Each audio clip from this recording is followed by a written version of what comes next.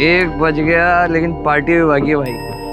भाई आतिश जल्दी अंदर चल, ये पब भी बंद हो गया ना तो कुछ नहीं मिलेगा। आजा आजा। अरे भाई कौन हूँ मैं? दिग्विजय पाटिल का बेटा, ठीक है। ये टाइमिंग वाइमिंग ना औरों के लिए होती है। अरे हम आतिश पाटिल है, राजा आदमी है, अपनी टाइमिंग अपने हिसाब से सेट करो। राइट? करेक्ट। अब चले। करेक्ट। चले? बिल्कुल। आओ।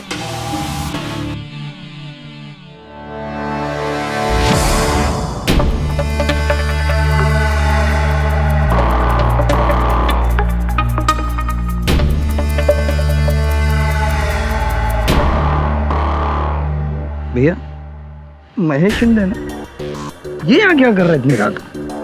अरे आया होगा खाने पीने नाचने गाने हैं, हमको क्या। ये इसको देखते ही ना मेरा खून उबल जाता। पता है सही मौका इसको साइड में ले जाकर ठोक दे। अरे छोटे, राजनीति में मामले इससे नहीं इससे सुलझाया जाए, हैं? चल हम अपना एंजॉय करते हैं। चलो है ना, चलो।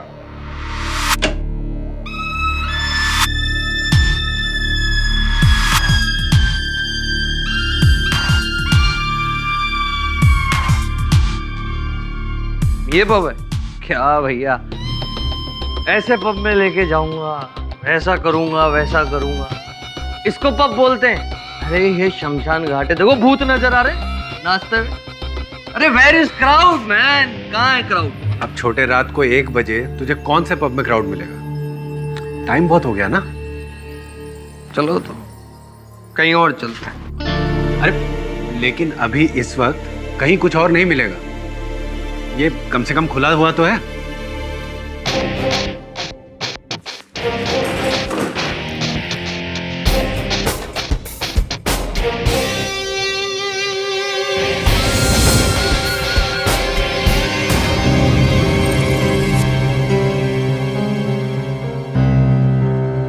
Would you like to have, sir?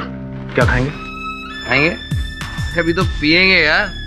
जा जाके बाहर का मेन्यू लेके 2 whisky large on the rocks. Extremely sorry sir, bar counter बंद हो चुका है, अभी हम आपको शराब नहीं दे सकते। आतिश, अरे मैं जानता हूँ इनकी फितरत। देखो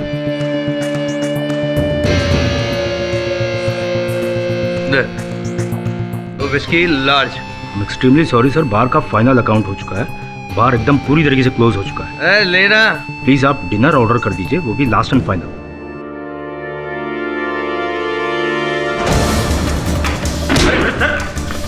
अरे ये क्या कर रहे हैं? ये क्या तरीका सर? साहब थप्पड़ मारूंगा ना, जिंदगी भर घर वाले ठोकते रह जाएंगे। क्या डरेगा? छोड़, क्यों बेकार में बैठ कूल कूल।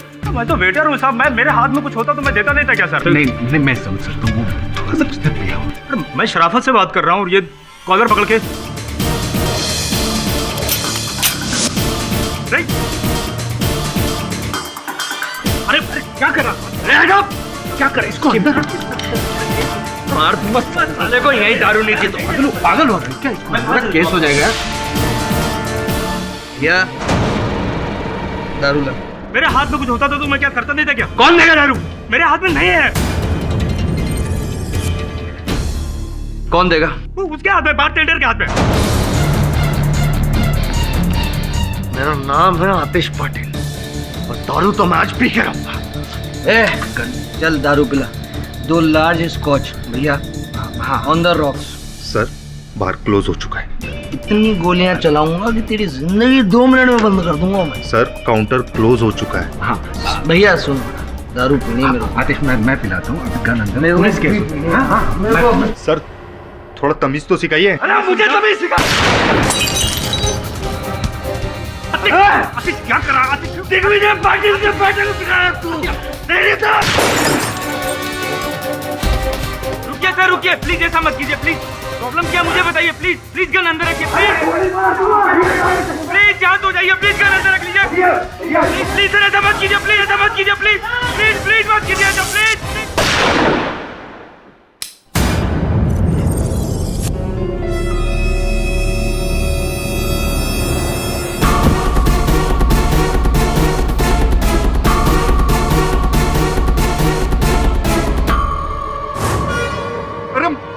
मार दिया रे, खून खून।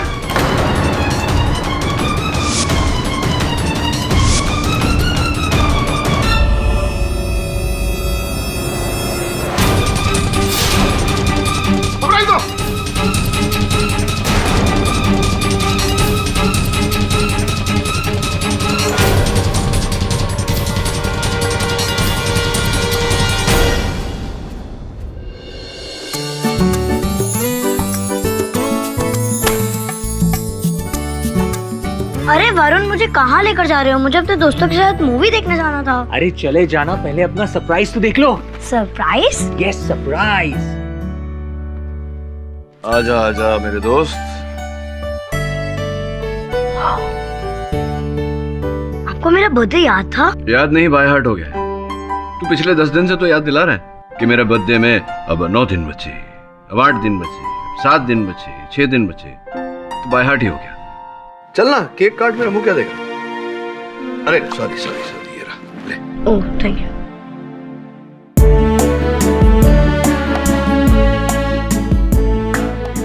हाँ हाँ काका, to happy birthday to you, happy birthday dear Tony, happy birthday to you. नहीं नहीं नहीं, मुझे नहीं, पहले सर को खिला, सीनियर है। अरे नहीं, पहले केडी से को खिलाओ। नहीं पहले उसको खिला। नहीं, पहले पहले मैं ही खा लेता हूँ। हाँ पहले तू ही खा ले। एक काम कर, एक केक पूरा ले जा, अपने दोस्तों के साथ बांट के खा जा। क्या बोल रहा है? अच्छा गिफ्ट गिफ्ट गिफ्ट तेरे घर पे पहुंचा दिया है तेरी मम्मी के पास। अब जा यहाँ से, भाग।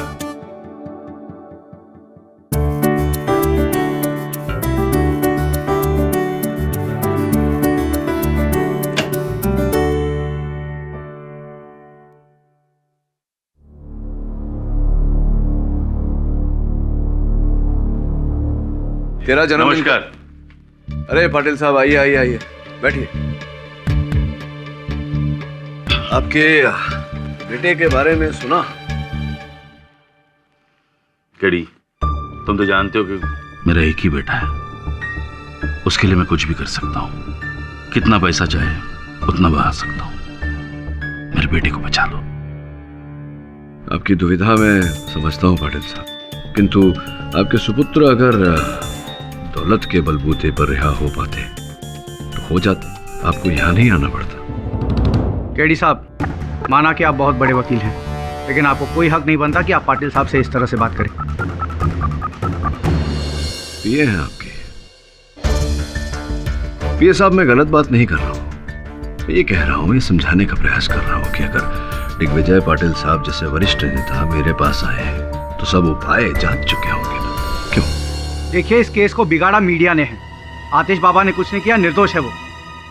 जहां तक का मैंने सुना है और जहां तक मेरा ज्ञान है, आतिश बाबा ने कई लोगों के सामने ये किया है, तो चश्मदीद गवाह है इस बात के। पाटिल साहब, क्षमा कीजिए, लेकिन ऐसा केस नहीं ले सकता मैं। आतिश का कहना है कि उसने गोलियां चलाई, लेकिन बारटेंडर कार्तिक पे, मैनेजर शेट्टी पे नहीं। पाटिल साहब, यहाँ विवाद ये नहीं है कि गोली किस पर चलाई गई और गोली किसे जाकर लगी। सत्य ये है कि जिस गोली से मैनेजर की हत्या हुई वो आपकी बेटी ने चलाई थी। केडी साहब, ये तो आप वही बोल रहे हैं जो पूरी दुनिया बोल रही है, फिर आपके पास आने का फायदा क्या? चलिए पाटिल साहब, शहर में और भी बहुत बड़े वकील हैं। शांत हो जाइए, शांत हो जाइए जोशी, मैं बात कर रहा हूं ना। केडी, इसकी बात का बुरा मत मानिए। नहीं, क्या है, आतिश के ना छूटने के डर से सभी लोग चिड़चिड़े हो गए। पाटिल साहब, मैं समझता हूँ आपका इकलौता सुपुत्र है, किंतु मेरे आदर्श मुझे ये अनुमति नहीं देते कि मैं अपराधी के पक्ष से कोई मुकदमा लड़ूं। मैं तुम्हें उसके पक्ष में खड़े रहने के लिए नहीं कह रहा हूं। उसको सजा मिलनी चाहिए, जरूर मिलनी चाहिए, लेकिन उस जुर्म के लिए जो उसने किया है, ना कि उस जुर्म के लिए जो उसने किया ही नहीं। उसको फंसाया जा रहा है। आपके बेटे को फंसाकर किसका लाभ हो सकता है? केडी, राजनीति में दुश्मन तो होते ही है। अगला चुनाव आतिश लड़ने वाला था और उसको मैं जिता भी देता। पार्टी रूलिंग पार्टी बनती, उसको मैं मिनिस्टर बनाता। मुझे लगता है इसमें किसी की सोची समझी साजिश है। पाटिल साहब, दुर्भाग्यवश इन बातों से ये प्रमाणित नहीं होता कि आतिश अपराधी नहीं है। क्षमा चाहता हूं, लेकिन ये केस में नहीं ले सकता।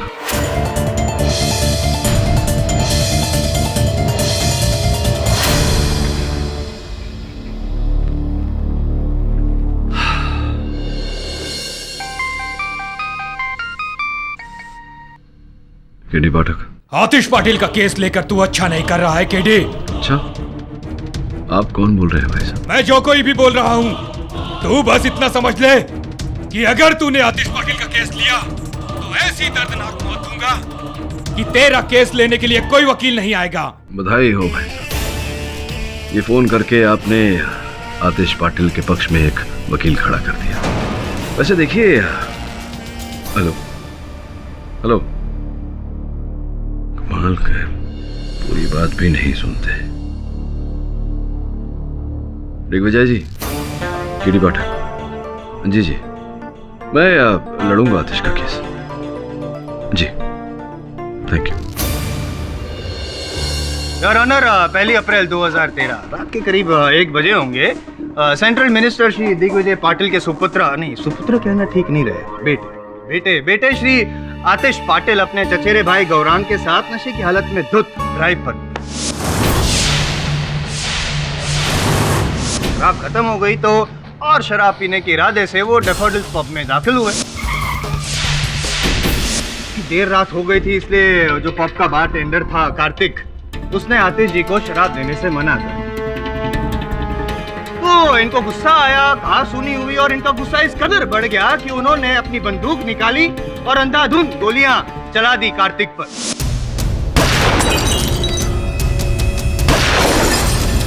सिचुएशन को कंट्रोल करने के लिए योर ऑनर, जो पब के मैनेजर थे मिस्टर शेट्टी, वो बीच में आ गए। इसलिए जो गोली कार्तिक को लगने वाली थी वो मिस्टर शेट्टी को लग गई और बेचारे वहीं पर मर गए।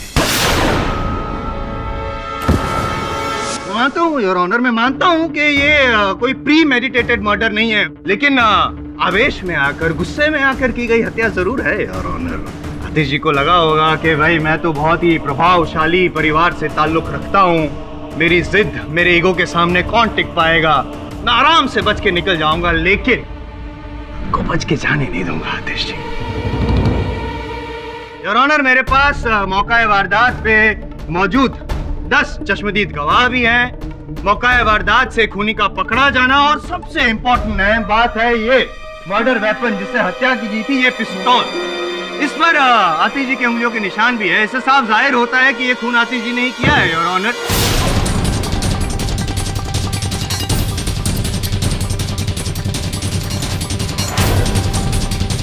केडी, ये तो मेरे बेटे पे खुल्लम खुल्ला इल्जाम लगा रहा है। बैठ जाइए आप। पाटिल साहब, याद दिला दूं आपको कि आपकी पार्लियामेंट नहीं है कि मन चाहा तब कुर्सी से खड़े हो गए और जो जी में आया बोल दिया। आप मेरे बेटे पे झूठा इल्जाम लगा रहे हैं। इल्जाम झूठा या सच, ये तय करने का काम जज साहब का है, आपका नहीं पाटिल साहब। मिस्टर दिग्विजय पाटिल, आप शांत हो जाइए, आपको बोलने का मौका दिया जाएगा। योर ऑनर, मुझे लगता नहीं है कि किसी को भी कुछ भी बोलने की जरूरत पड़ेगी आज यहाँ अदालत में, क्योंकि मेरे पास जरूरत से ज्यादा गवाह भी है और सबूत भी है, जिससे साफ जाहिर होता है कि एक फैक्ट न मिलने पर इन्होंने, आतिश जी ने, निर्दोष आदमी बेचारे मिस्टर शेट्टी का खून कर दिया। मेरे हिसाब से तो सख्त से सख्त सजा सुनाई जाए इनको और केस खत्म कर दिया जाए, बस 10 मिनट से ज्यादा। Objection your honour.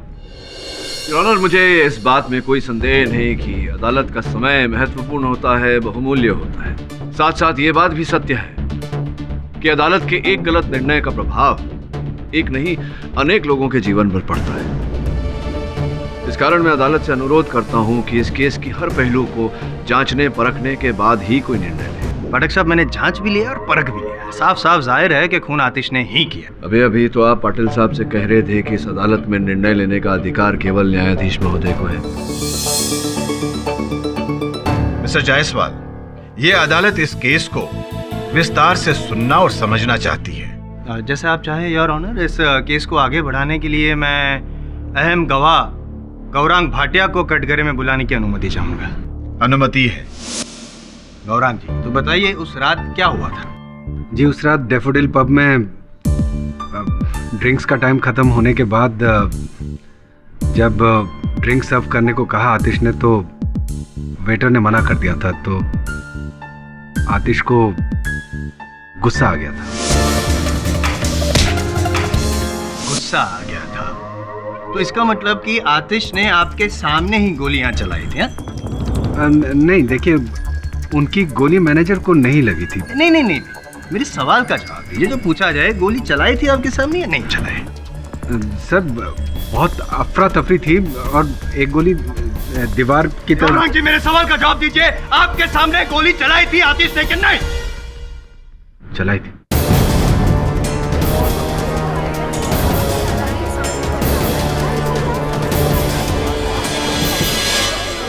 Order order, silence please.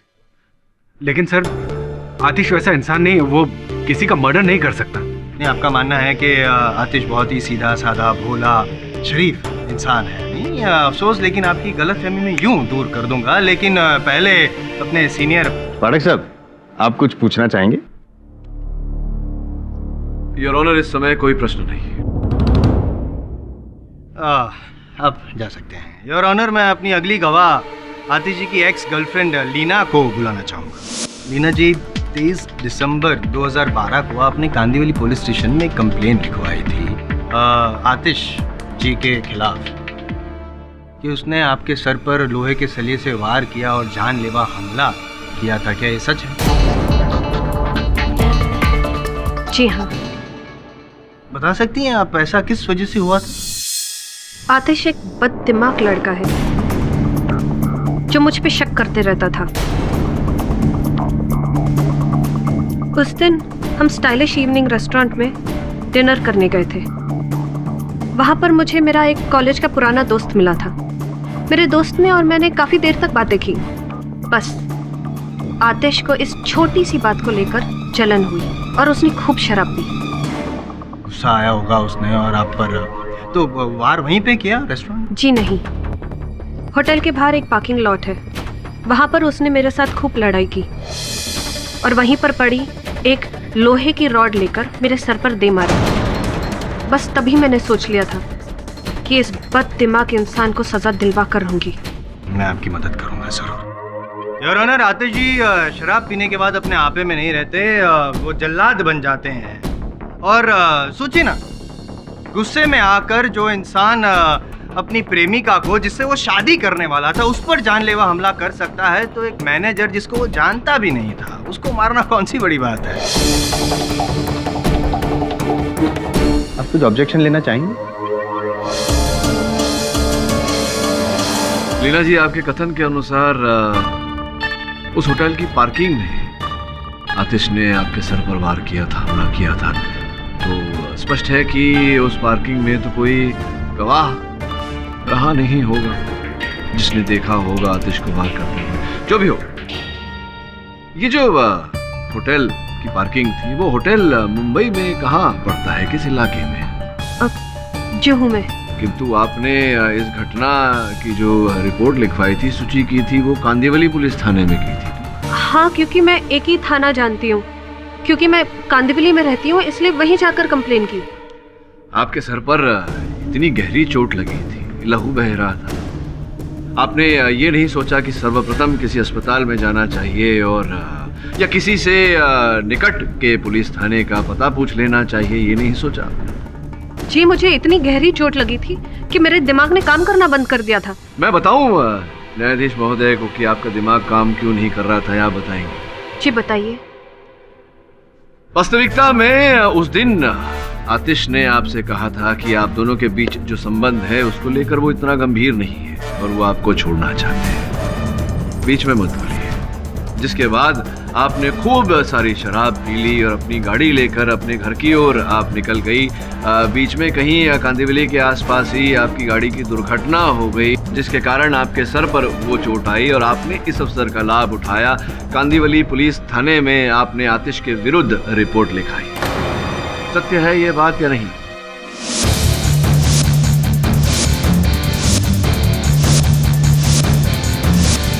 ये झूठ है, मेरा कोई एक्सीडेंट नहीं हुआ था। आपकी गाड़ी का एक्सीडेंट अगर हुआ ही नहीं तो कृपया बताइए कि जज साहब की मेज पर उस गैराज का बिल कैसे आया जहां आपकी गाड़ी की मरम्मत हुई थी, और अगर एक्सीडेंट ही नहीं हुआ तो गाड़ी की मरम्मत करने की क्या आवश्यकता थी? जिस रात को यह घटना घटी उस समय आप डैफोडिल्स पब में उपस्थित थी।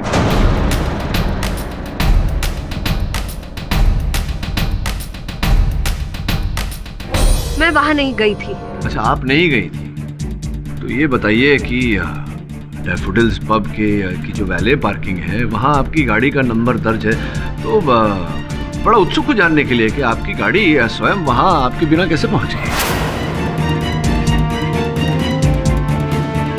अब मैं वहां गई थी।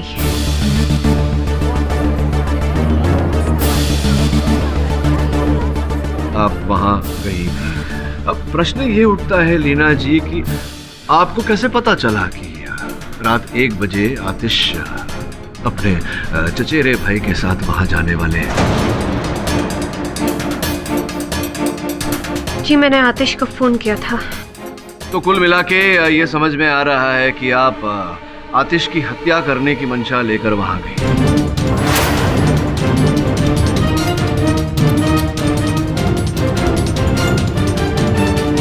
आप बिना वजह बेतुका इल्जाम मुझ पे लगा रहे। मैंने आपसे कहा ना, मैं अपनी अंगूठी वापस लेने गई थी। कमाल करती हैं लीना जी आप। अब रात के 1 बजे अंगूठी वापस लेने का उपयुक्त समय तो होता नहीं है ना?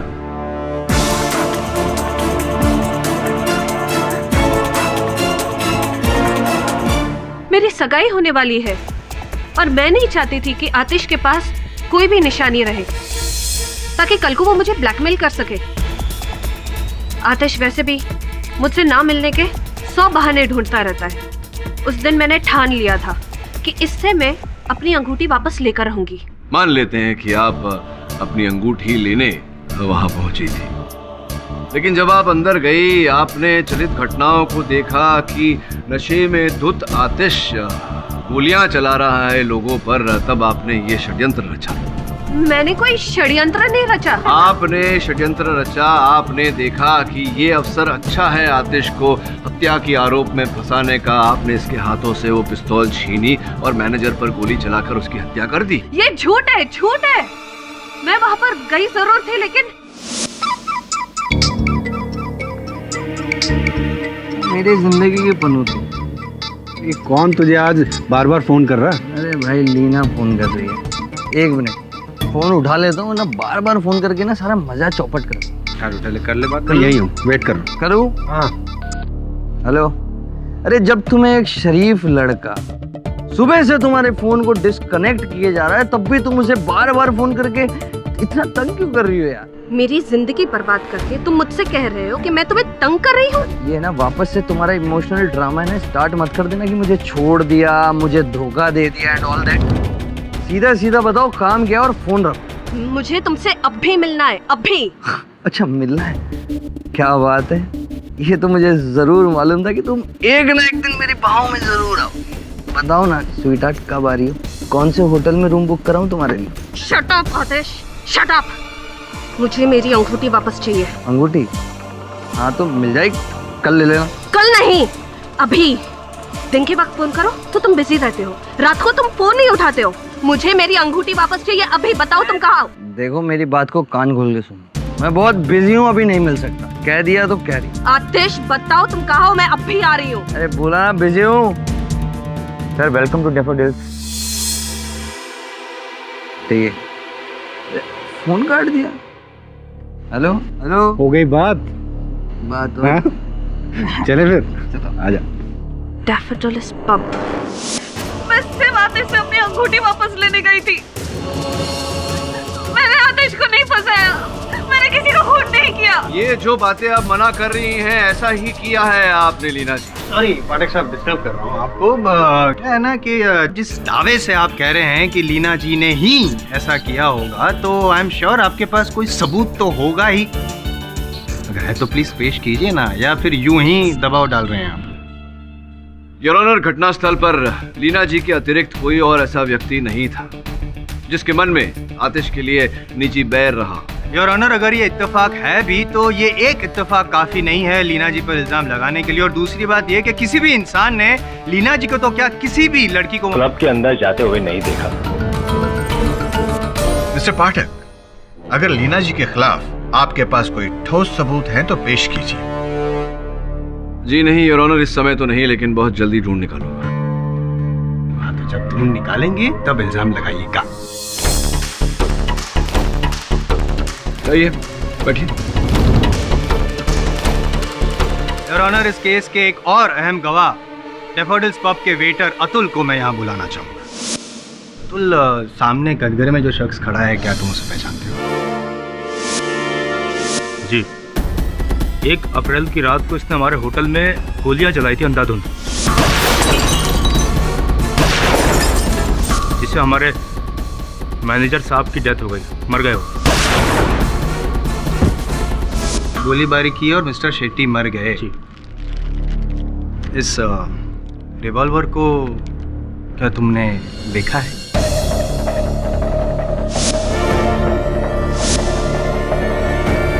आतिश के हाथ में जो रिवॉल्वर थी वो बिल्कुल ऐसी थी।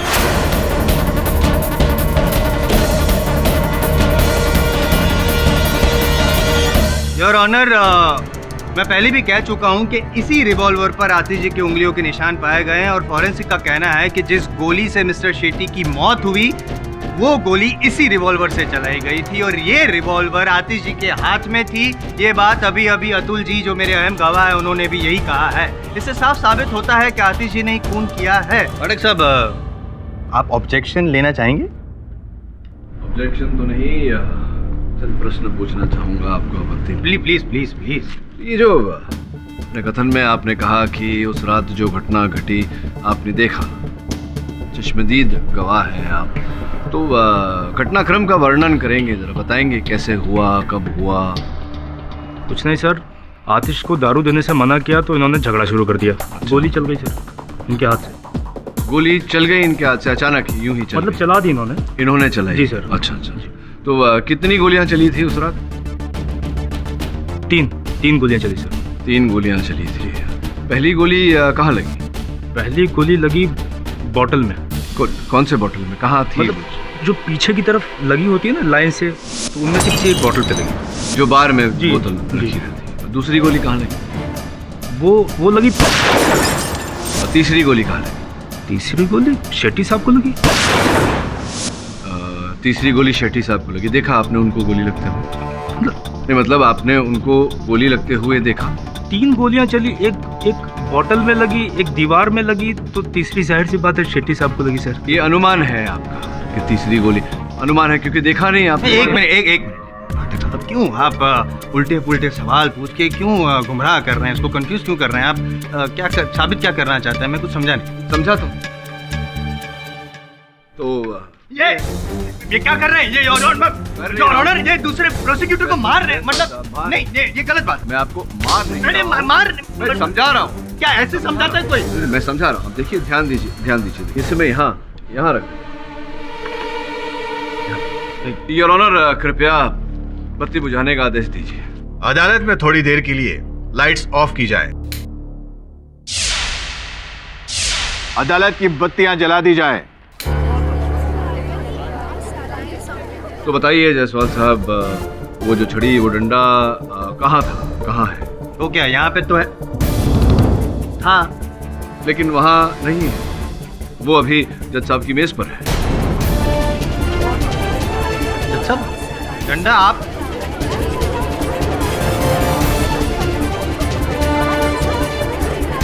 ऑर्डर। आपके पास डंडा कैसे पहुंचा? हाँ, समझ गया मैं। पाठक साहब, मैं इतना ना समझ नहीं हूँ, मुझे पता है ये सब आप ही ने किया है। अंधेरे का फायदा उठा के ये डंडा यहाँ से वहाँ वो जज साहब की मेज पे रख दिया आपने। मन की बात कह दी। अंधेरे का फायदा उठाकर मैंने डंडा यहाँ से वहाँ कर दिया। ठीक उसी प्रकार से जिस प्रकार से 1 अप्रैल को हत्यारे ने अंधेरे का फायदा उठाकर गोली चलाई थी। क्या नहीं, मतलब क्या साबित क्या करना चाहते हैं? ये साबित करना चाहता हूँ जायसवाल साहब, योर ऑनर, की जायसवाल साहब इस केस की शुरुआत से कह रहे हैं कि इस केस में 10 चश्मदीद गवाह हैं। वास्तव में एक भी चश्मदीद गवाह नहीं है योर ऑनर। चश्मदीद गवाह वो होता है जो हत्या होते हुए देखता है। इस केस में अंधेरे के कारण किसी ने हत्या होते हुए नहीं देखा।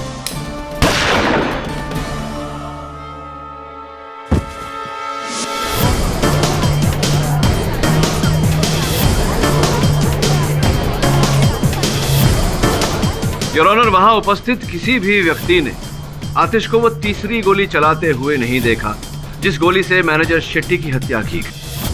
क्या मजा आ गया। नहीं पाठक साहब, लाइट जाने से पहले और लाइट आने तक ये जो रिवॉल्वर है ना, वो आतिश के हाथ में ही थी। योर ऑनर, आतिश ने अपने कथन में कहा है कि जैसे ही अंधकार हुआ, किसी व्यक्ति ने उनके हाथों से ये पिस्तौल छीन ली। नहीं, कहने में क्या सर, कह तो रहे हैं ये कि उन्होंने खून भी नहीं किया, निर्दोष है, लेकिन साबित भी तो करना पड़ेगा ना सर।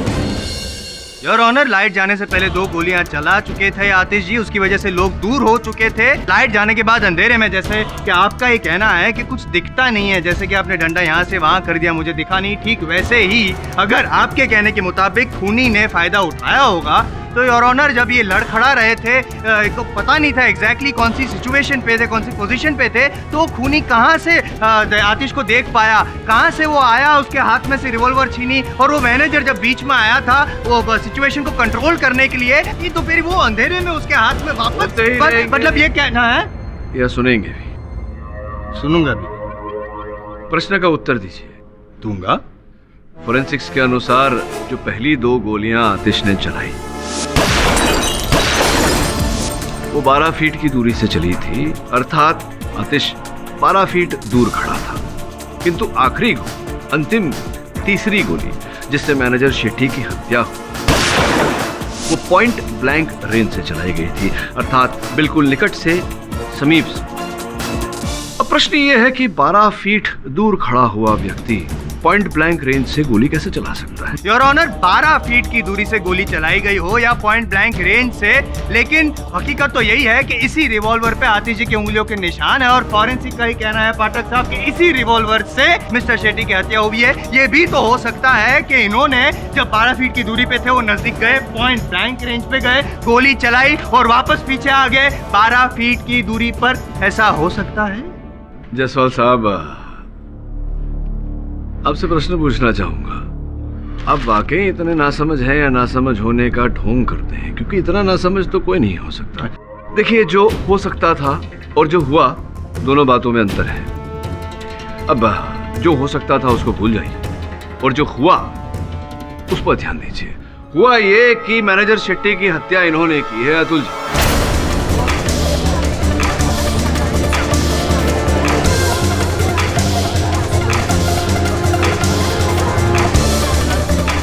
नहीं मारा सर, किसी को नहीं मारा मैंने सर। अरे तुम्ही ने मारा है उन्हें। पाठक सर जी, बिना वजह एक बेकसूर इंसान पर इल्जाम लगा रहे हैं। नहीं, बिना वजह, बिना किसी कारण के नहीं। कारण ये है कि जब घोर अंधेरा हुआ वहां पर, घटनास्थल पर, सबसे निकट यही थे। करीब था सर, मगर मैं उन्हें क्यों मारूंगा सर? क्योंकि आप बदले की भावना रखते थे उनके लिए। वो हमें बहुत प्यार करते थे सर। प्यार करते थे, आदर सम्मान। तो क्यों आदर सम्मान करते थे आप उनका? उन्होंने 3 साल से आपको प्रमोशन नहीं दिया था, वेतन नहीं बढ़ाई थी, इस कारण से? या सबके सामने वो आपको गाली गलौज किया करते थे आपके साथ इसलिए? या फिर कभी कभार आपको सबके सामने वो हाथ भी उठाते थे, तमाचा मारते थे, इसलिए? क्यों इतना आदर सम्मान करते थे? वो मालिक थे, मालिक तो कभी भी किसी को कुछ भी कह सकता है, लेकिन सर हमारे दिल में उनके लिए कभी कोई बुराई नहीं थी। बुराई भी थी और हीन भावना भी थी, इसलिए आपने मैनेजर शेट्टी को मारने का षड्यंत्र रचा, और 1 अप्रैल को जब आपको अवसर मिला आपने उनकी हत्या कर दी।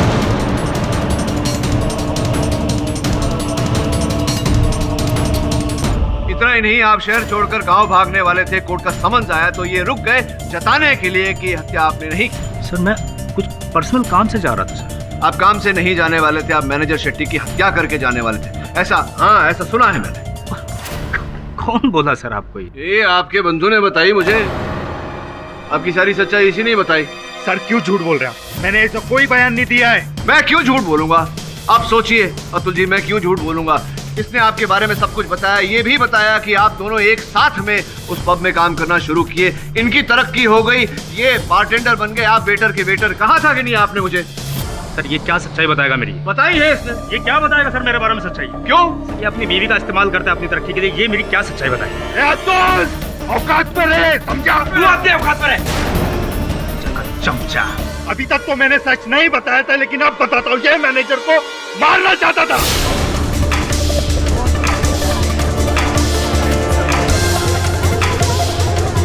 मैं मारना चाहता था कि तू मारना चाहता था? क्यों? तूने नहीं बोला था मैनेजर की गर्दन काट के गांव भाग जाना चाहता है? मैं चुप कर बीवी का दलाल।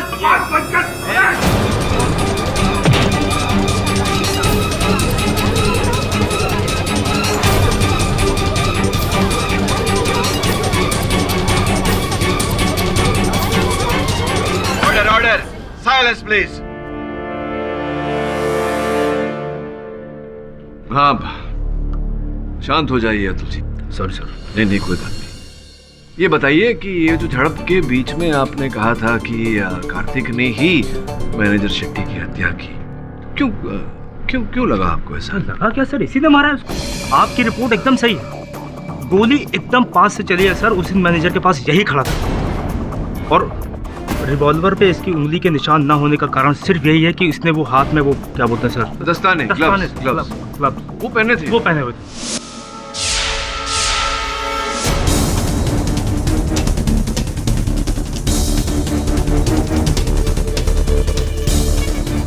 क्या लगता है आपको, क्या कारण रहा होगा जिस कारण इन्होंने हत्या की होगी शेट्टी साहब? सर, कार्तिक की बीवी मालिनी हमारे होटल में वेटर है, तो मैनेजर और मालिनी के बीच में अफेयर था सर। ये बात होटल में सबको पता है। तौबा, बस बैठिए, आप उन्हीं से पूछते।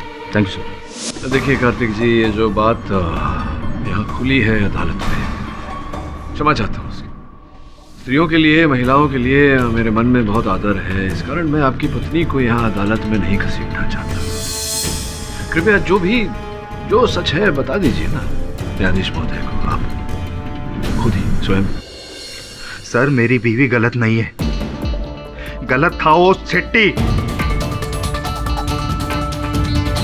मेरी बीवी पे गलत नजर रखता था सर वो। सर, सर मुझे 2000 रुपये एडवांस में चाहिए। हर महीने तुम्हें 2000 रुपये चाहिए? सर, बच्चों की स्कूल फीस के लिए चाहिए थे। मालिनी, मैंने तुम्हारे कहने पे तुम्हारे पति को नौकरी पे रखा, को वेटर से बारटेंडर बनाया, लेकिन इसमें मेरा क्या फ़ायदा? सर, मैंने आपसे कितनी बार कहा है कि मैं ऐसी औरत नहीं हूँ और आप हमेशा मुझे परेशान करते रहते हैं। आप जो चाहते हैं वैसा कुछ नहीं होगा। तो तुम तुम्हारा पति दूसरी नौकरी ढूंढ लो।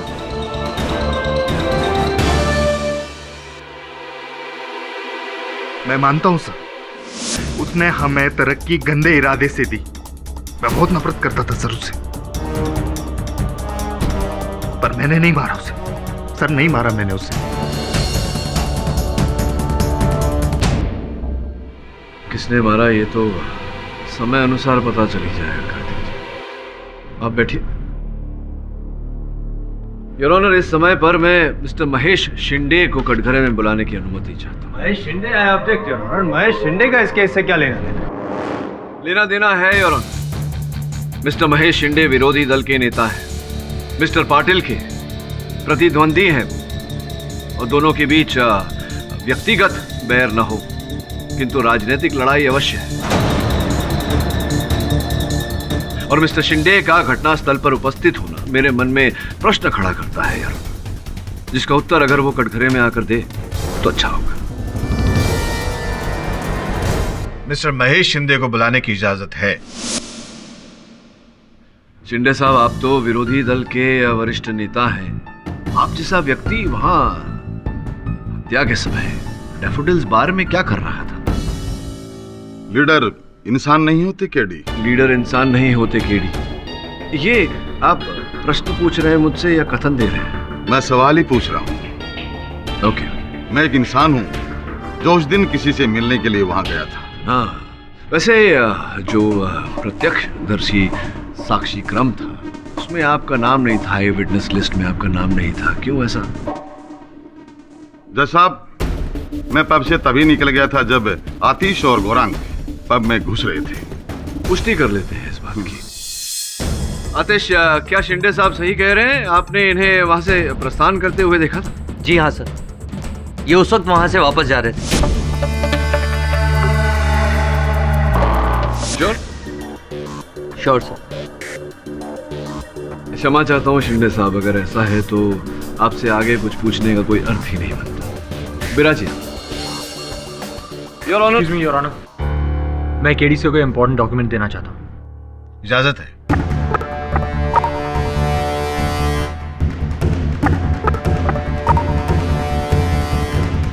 आखिर क्या है इस रिपोर्ट में?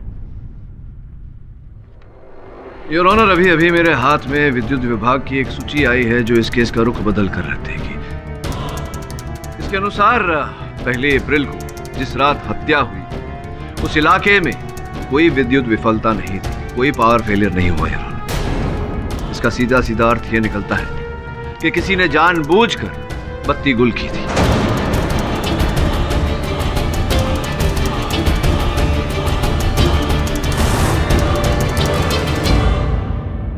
एक्सक्यूज मी योर ऑनर, लेकिन पाठक साहब इससे आप क्या साबित करना चाहते हैं? नहीं समझे? जब तक आप समझाएंगे नहीं तब तक नहीं, देखिए सामान्य ज्ञान के अनुसार अगर इलाके में बत्ती न गई हो और एक ही स्थान पर बत्ती गई हो, उसी स्थान पर जहां हत्या हुई हो, तो 2 + 2 4।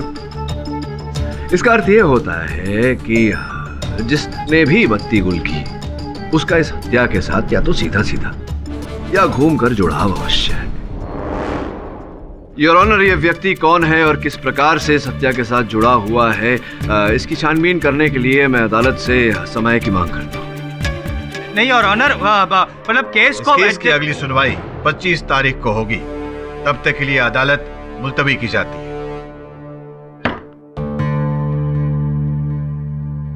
जब कोई व्यक्ति हर बार निशाना सही जगह पर नहीं लगा सकता तो शराब के नशे में चूर, पूर्ण अंधकार में कोई निशाना सही जगह पर कैसे लगा सकता है? लेकिन सर, आपको निशाना सही लगाना होगा। खबर मिली है कि जायसवाल इस केस को जीतने के लिए जी तोड़ कोशिश कर रहा है। जायसवाल केस जीतने की कोशिश कर रहा है, हमें सत्य तक पहुंचने की कोशिश करनी चाहिए। तो आप बताइए सर, क्या करना? मुझे लगता है कि इस केस का रहस्य डैफोडिल्स पब में कहीं छिपा है। तो एक काम कर, आतिश और दिग्विजय पाटिल के बारे में, उनके अतीत के बारे में हर जानकारी प्राप्त कर। वहीं से कोई ना कोई सुराग मिलेगा। ठीक है सर।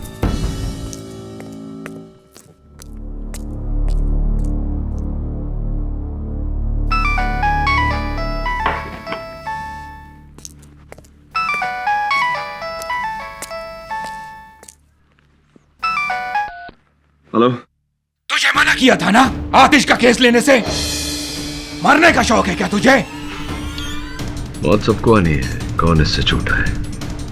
तू फना नहीं होगा ये ख्याल झूठा है। ये शेर तुझे बहुत महंगा पड़ेगा केडी। अब शेर ही क्या जो हल्का हो।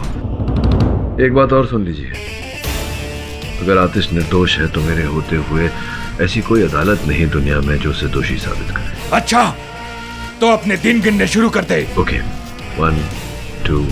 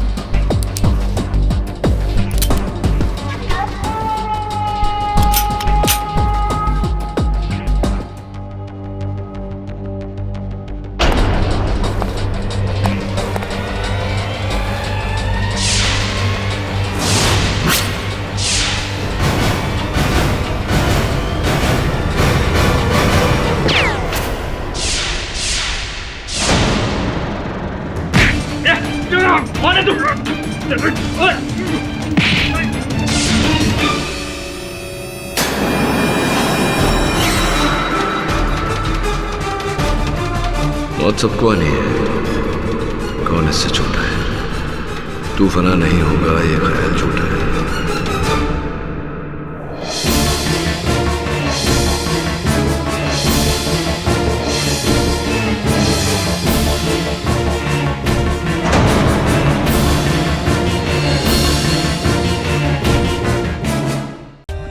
For more updates, subscribe to our channel, click the show links and enjoy watching the videos.